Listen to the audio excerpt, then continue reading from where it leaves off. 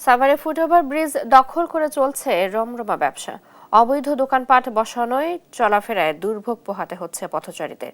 এই বিষয়ে বিস্তারিত জানাতে সাভার থেকে যুক্ত হচ্ছেন সহকর্মী দেওয়ান ইমন। ইমন, এই বিষয়ে কর্তৃপক্ষ কোনো ব্যবস্থা নিয়েছেন কিনা, কি বলছেন তারা?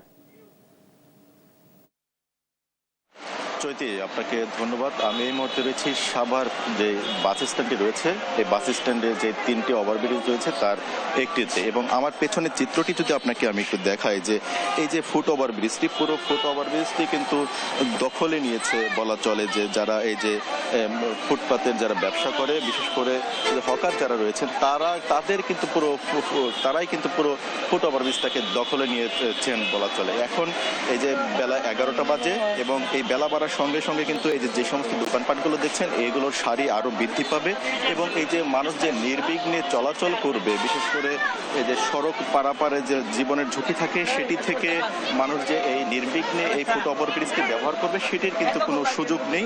পুরো ওভারব্রিজগুলো কিন্তু এভাবে যারা হকার রয়েছেন তারা কিন্তু দখলে নিয়েছেন। এই যে সাভার যে বাস স্ট্যান্ডটি রয়েছে, এখানে 3টি ওভারব্রিজ রয়েছে। এছাড়া এই সাভার বাজার বাস স্ট্যান্ডের আশপাশে 2 থেকে 3 কিলোমিটারের মধ্যে অন্তত 10 থেকে 12টি ফুট ওভারব্রিজ রয়েছে, এবং প্রতিটি ফুট ওভারব্রিজের কিন্তু একই দশা। এখানে যে সমস্ত নারী পুরুষরা চলছে, সেই নারী পুরুষরা কিন্তু নির্বিঘ্নে চলাচল করতে পারছে না। সবচেয়ে বেশি কিন্তু এই সমস্যাটির সম্মুখীন হচ্ছে নারীরা। এই যে ভিড় বাড়বে, অর্থাৎ এখন যেহেতু ঈদ বাজার, কিছুক্ষণ পরে বেলা বাড়ার সঙ্গে সঙ্গে কিন্তু মানুষের উপচে পড়া ভিড় কিন্তু এখানে লক্ষ্য করা যাবে। সেই সময় কিন্তু এই যে যারা এই ফুট ওভারগুলো ব্যবহার করবে, তারা কিন্তু চরম দুর্ভোগের শিকার হন। এখানে দেখতে পাচ্ছেন যে হরেক রকমের কিন্তু দোকান দিয়ে তারা এখানে বসেছেন, এবং যে কারণে কিন্তু মানুষের এই দুর্ভোগগুলো কিন্তু পোহাতে হয়। আমরা একটু আপনার সাথে একটু কথা বলি, যে এই যে এই যে ফুট ওভারব্রিজগুলো চলাচল করতে গিয়ে আপনারা কি ধরনের দুর্ভোগ? অনেকে কিন্তু কথা বলতে চাচ্ছে না, কিন্তু আপনার সাথে কথা বলতে, ফুট ওভারব্রিজে চলাচল করতে গিয়ে কি অসুবিধা হয় দোকানপাটে?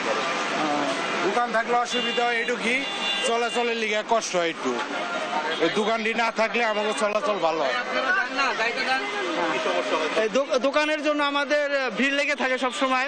তারপর আবার আমাদের যাতায়াতের সমস্যা হচ্ছে, বাচ্চা নিয়ে ওঠার সমস্যা হচ্ছে। যদি এই দোকানপাট না থাকে তাহলে আমাদের চলাচলের সুবিধা হতো। আপনারা কি নির্বিঘ্নে চলাচল করতে পারেন? না, ঝামেলা তো একটু হয়। এই যে দোকানপাটের জন্য ভিড় লেগে থাকে। দর্শক যেমনটি শুনছিলেন, যে এখানে যারা পথচারী রয়েছেন তারা বলছিলেন যে এখানে কিন্তু তারা নির্বিঘ্নে চলাচল করতে পারে না। একটু আমরা যারা দোকানি রয়েছেন তাদের সাথে কথা বলবো। এখানে আপনারা কিভাবে দোকান করেন? এটা তো চলাচলের বিপদ। চলাচলের বিপদ আমরা কি করে খাবো? আমরা তো আর এমপি মন্ত্রী না যে বিদেশে যে বাড়ি গাড়ি করে 4-5টা করে বাড়ি গাড়ি করে বিদেশে যে ঘর বাড়ি করবো। আমরা রাস্তাঘাটে করে খাই, পেটের তাগিদে আমরা দোকানদারি করে খাই। টাকা পয়সা আপাতত নেয় না, আবার কোনো ক্ষমতায় আসলে টাকা পয়সা নিতে পারে, এখন কোনো টাকা পয়সা নেয় না। আগেও আমরা দিই নেই। আগে তো থাকতে, সাইফুল থাকতে আমাকে বসতেই দিত না। সাইফুল থাকতে আমাকে পুলিশ লাগিয়ে দিছিল পিছে, সবসময় পুলিশে খালি দৌড়াইছে। তার আগে আমরা টাকা পয়সা দিই নাই, এমনি টাকা পয়সা দিই না। হ্যাঁ, দেয় না তো, আর কেউ দেয় না। যেমনটি শুনছিলেন যে এখন তারা এই দোকানগুলো থেকে চাঁদা দিচ্ছেন না বললেও কিন্তু অন্যান্য যারা রয়েছেন তারা কিন্তু বলেন যে এখানে তাদেরকে বসলে প্রতিদিনই কিন্তু হাজিরা ভিত্তিক তাদেরকে কিন্তু চাঁদা গুনতে হচ্ছে। আমরা আরও যারা এখানে এই দোকান বসিয়ে ব্যবসা করছেন তাদের সাথে এখানে কথা বলার চেষ্টা করব। তারা কিভাবে এখানে বসছেন, প্রশাসন কেন কোনো পদক্ষেপ নিচ্ছে না, এবং অন্যান্য জায়গাকে কেন বসছে না, সেই বিষয়টি একটু জানবো।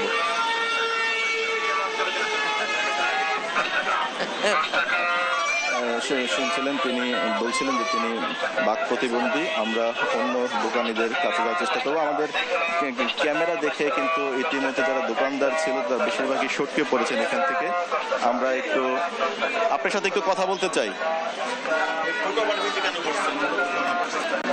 জায়গা নাই, জায়গা পাই না, তার জন্য।